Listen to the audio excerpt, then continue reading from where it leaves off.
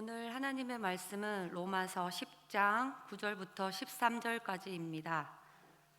내가 만일 내 입으로 예수를 주로 시인하며 또 하나님께서 그를 죽은 자 가운데서 살리신 것을 내 마음에 믿으면 구원을 받으리라. 사람이 마음으로 믿어 의에 이르고 입으로 시인하여 구원에 이르느니라. 성경에 이르되 누구든지 그를 믿는 자는 부끄러움을 당하지 아니하리라 하니 유대인이나 헬라인이나 차별이 없음이라 한 분이 주께서 모든 사람의 주가 되사 그를 부르는 모든 사람에게 부요하시도다. 누구든지 주의 이름을 부르는 자는 구원을 받으리로다. 아멘. 우리 앞에 있는 성도님들과 한번 인사 나누겠습니다. 사랑하고 축복합니다.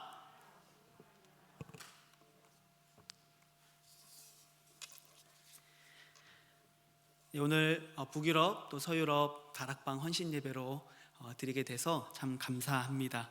이렇게 나와서 또 성경 봉독으로 기도로 또 특송으로 이렇게 섬기시는 여러분들의 그 아름다운 섬김을 하나님께서 기쁘게 받으실 줄을 믿습니다. 오늘 저는 이 전도자의 확신이라고 하는 이 제목을 가지고 하나님의 말씀을 함께 나누고 싶습니다. 이제 우리가 우리 교회에 가장 큰 이제 앞두고 있는 가장 큰 이슈라고 한다면 단연 새 생명 축제라고 말할 수 있을 것 같아요. 그래서 교회와 또 우리 성도들의 모든 관심이 전도에 집중되고 있는 시기입니다. 전도는 하나님의 명령입니다.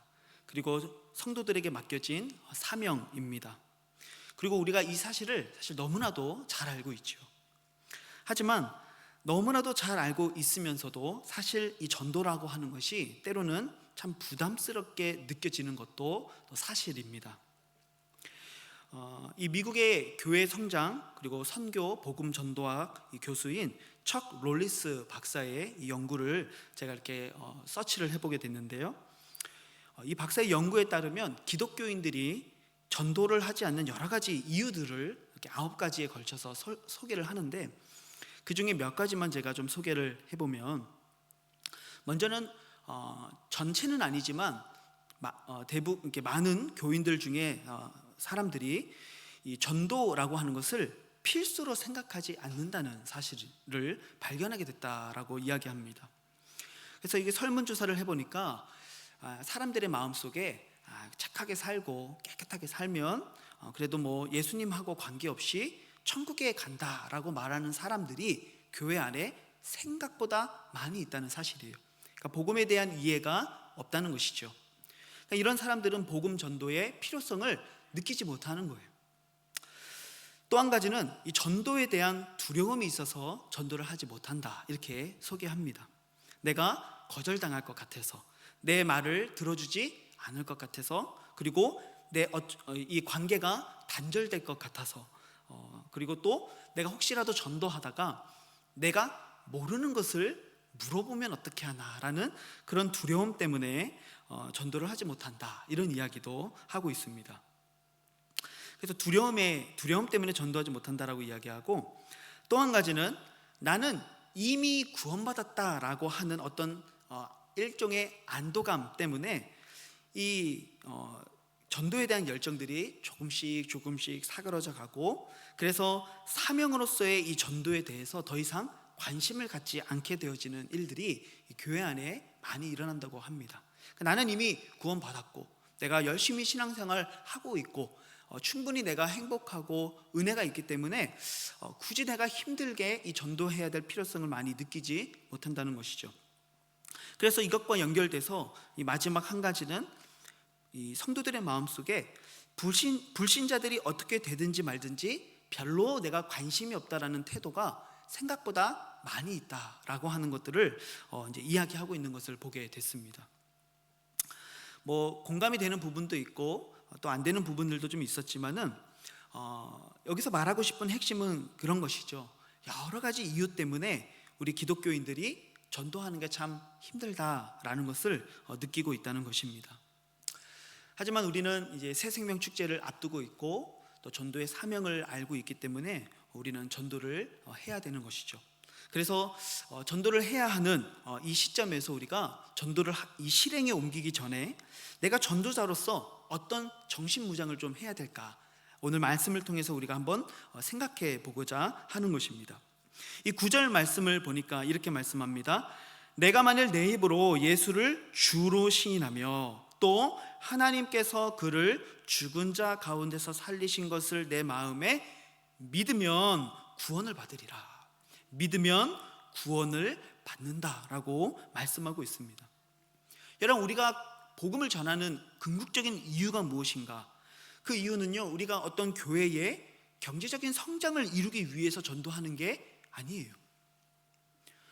세상 사람들은 목회자가 전도에 대해 강조하면 마치 그것이 어떤 이 다단계 회사가 사람을 모으는 것처럼, 그래서 이 교회가 어떤 상업적 성장을 이루려고 하는 시도로 오해하고 착각하는 경우들이 있어요. 하지만 교회가 복음을 전하는 궁극적인 이유는 오늘 말씀처럼 그 복음을 들을 때, 그리고 그 복음을 듣고 그들이 예수 그리스도를 믿을 때 그들이 구원을 얻게 되기 때문에 우리는 전도를 한다는 것이죠. 여러분, 우리가 전도를 하는 목적이 바로 여기에 있는 거예요. 이 믿음이 흔들리면 안 된다는 것입니다. 우리가 전하는 이 복음이 세상 사람들의 관점에서 볼 때는요, 좀 이상한 이야기처럼 들릴 수 있어요. 더러는 아니 보이지도 않는 것을 실제한다고 말하는 우리들을 더러 좀 정신 나간 사람이 아닌가, 아니면 좀 광신도들이 아닌가라는 오해들을 할 때도 있는 것이죠. 그래서 세상 사람들은 우리를 예수 믿는 사람들을 조금 이상한 사람으로 여기기도 하고 허황된 꿈을 꾸고 있는 사람들로 오해하기도 합니다. 하지만 세상은 비록 우리를 그렇게 취급하고 세상은 비록 복음에 대해서 그렇게 취급한다 하더라도 적어도 우리가 예수 그리스도를 믿는 그리스도인이라고 한다면 우리는 우리가 전하는 이 복음이 단지 어떤 상업적인 번영이나 어떤 이 사람의 숫자를 늘리기 위한 일종의 도구가 아니라 이것은 구원과 영생을 주는 참된 진리라고 한다는 분명한 확신을 우리 마음 가운데 가져야 된다는 것입니다. 우리는 이 세상에 가장 가치 있고 가장 귀중하고 영원한 선물을 전달하고 있는 사람이라는 분명한 확신을 가져야 된다는 것이죠. 이 전도자들이 이 확신을 갖지 못하면 자신 있게 복음을 증거하지 못하게 되는 거예요. 따라서 세상 사람들이 믿지 않을지언정 또는 그들이 거부할지언정 그들이 우리를 이상한 사람으로 취급할지언정 그리스도인은 분명한 확신을 가지고 당당하게 예수 그리스도의 복음을 말할 수 있어야 됩니다. 뭐라고 말해야 됩니까? 예수 그리스도를 믿으면 구원을 받습니다. 바로 이 진실된 복음의 확신이 바로 저와 여러분들의 마음 가운데 있기를 주님의 이름으로 축복합니다. 그리스도인들 가운데에서는요, 복음을 부끄러워하는 사람들이 더러 있습니다. 내가 복음을 붙잡고 살아간다는 것, 내가 예수 그리스도를 믿으면서 그 믿음의 가치를 지키며 산다는 것, 여러분 이것을 때때로 부끄럽게 여기는 경우들이 있다는 거예요. 세상의 중심에서 기독교적인 가치를 붙잡고 살아가게 될 때 당하게 되는 여러 가지 불이익이나 조롱이나 손해들이 있다는 것이죠. 그래서 조롱당하기도 하고 때문에 나의 믿음을 숨기며 살아가는 그리스도인들이 많다는 거예요. 어떤 의미에서 그것은 바로 복음을 부끄러워하는 삶을 사는 것이죠. 조금은 유치한 예시이기는 합니다만 우리의 자녀들이 학교에 가서요, 런치를 먹을 때 기도를 할까요? 안 할까요? 안 합니다. 대부분 안 합니다. 물론 하는 우리 경건한 자녀들도 있겠지만은 대부분은 하지 않습니다. 왜 그럴까요? 친구들이 놀릴까 봐 걱정되는 거예요. 근데 여러분, 사실 비단 이것이 우리 자녀들만의 이야기일까요? 네. 나도 교회에서 회식 가면 뭐 기도하지만 내가 밖에서 혼자 밥 먹을 때 기도하는 그리스도인들 얼마나 많이 있을까 좀 생각해 보게 됩니다. 우리는 삶의 자리에서 저마다 여러 가지 상황이나 여건 속에서 다양한 이유 때문에 그리고 다양한 모습으로 때로는 믿음을 숨기며 살아갈 때가 있어요. 물론 정말 칼의 위협과 목숨의 위협이 있는 선교지에서 때로는 그러한 보안을 유지하는 것도 필요합니다. 하지만 우리가 살아가는 세상은 그런 사회는 아니잖아요. 그런데도 우리 믿음을 숨기며 살아가는 거예요. 왜? 부끄러워하는 것이죠. 하지만 우리는 오늘 우리의 가치와 생각을 바꿔야 합니다. 복음을 따르는 삶을 조롱하는 자들 앞에서 우리가 믿음을 숨길 것이 아니라는 것이죠. 도리어 우리가 믿고 따르며 살아가는 그 복음은 모든 믿는 자에게 구원을 주시는 하나님의 능력이 된다는 사실을 분명히 믿어야 한다는 것입니다. 로마서 1장 16절에 그렇게 말씀합니다. 내가 복음을 부끄러워하지 아니하노니 이 복음은 모든 믿는 자에게 구원을 주시는 하나님의 능력이 됨이라. 먼저는 유대인에게요 그리고 헬라인에게로다. 복음은 믿는 모든 자들에게 구원을 주는 하나님의 능력이라고 말씀하고 있습니다. 여러분들이 살아가는 그 삶의 자리에서 내가 믿고 내가 따르며 내가 붙잡고 살아가는 이 복음의 가치와 진리가 세상 사람들의 눈에는 좀 이상한 것처럼 보일지라도 여러분들이 살아가는 그 삶의 자리에서 결코 복음을 부끄러워하지 아니하고 도리어 이것이 진정한 영생을 주는 하나님의 능력이 되는 사실을 우리가 굳게 믿으면서 확신하면서 살아갈 수 있는 은혜가 있기를 우리 주님의 이름으로 축복합니다. 그럴 때 우리가 당당하게 전도할 수 있는 것이죠. 믿어보라고, 교회에 와보라고, 그렇죠? 근데 내 안에 그런 확신이 없는데 내가 어떻게 전도를 할 수 있겠어요? 우리는 절대로 복음을 부끄러워하는 자가 돼서는 안 됩니다. 복음은 하나님의 능력이기 때문에 그렇습니다. 누구든지 그 복음을 듣고 예수 믿으면 구원을 얻게 되어지는 놀라운 영생의 선물이라는 사실, 여러분 그것을 오늘 마음속에 다시 한번 굳게 세우시기를 우리 주님의 이름으로 축복합니다. 오늘 본문 11절 말씀해 보니까 성경에 이르되 누구든지 그를 믿는 자는 부끄러움을 당하지 아니하리라. 우리가 살아가고 있는 세상 속에 복음을 붙잡고 살아갈 때 때로는 우리가 부끄러움을 당한다 하더라도 우리는 결코 주님 앞에서는 부끄러움을 당하지 않을 거예요. 주님이 우리를 만져주시고 우리를 붙들어 주시고 우리를 높여 주실 것입니다. 이 복음의 확신으로 오늘 여러분들이 살아가고 계시는 그 삶의 자리에서 담대하게 확신 있게 그들이 혹 거부할지언정 그들이 혹 우리를 이상한 사람으로 취급할지언정 영생을 주고 구원을 주는 하나님의 능력이 되는 이 복음을 증거할 수 있는 전도자의 확신이 여러분들 가운데 있기를 우리 주님의 이름으로 축복합니다. 오늘 또 두 번째는 본문 12절과 13절에서 이렇게 말씀하고 있습니다. 유대인이나 헬라인이나 차별이 없음이라 한 분이신 주께서 모든 사람의 주가 되사 그를 부르는 모든 사람에게 부요하시도다. 누구든지 주의 이름을 부르는 자는 구원을 받으리라. 이 구절에서 좀 강조되고 있는 것은 무엇일까요? 누구든지라고 하는 말이에요. 누구든지 유대인이나 헬라인이나 차별이 없다는 거예요. 누구든지 예수 그리스도의 이름을 부르며 그의 이름을 믿는 자는 하나님이 부요케 하시고 하나님이 구원하신다라고 말씀하고 있어요. 이 제자들이 이 사도행전의 앞부분만 보더라도 그들은 이 구원이 바로 유대인들 자기들에게만 허락된 하나님의 축복이라고 생각했어요. 그래서 불결한 이방인들은 결코 성령을 받을 수 없다라는 생각을, 편견을, 선입견을 가지고 있었죠. 하지만 이런 생각들이 하나둘씩 깨어지기 시작했어요.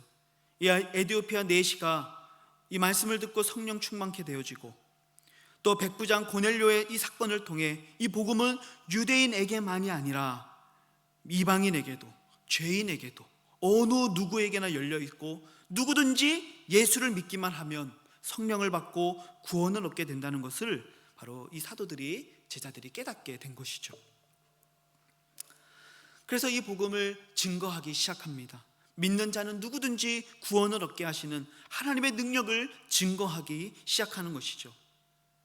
신약 성경에 보면 전혀 구원과는 동떨어져 보이는 사람, 이런 사람들이 예수님께 믿음을 칭찬받고 구원받는 이야기들을 우리가 참 많이 보게 됩니다.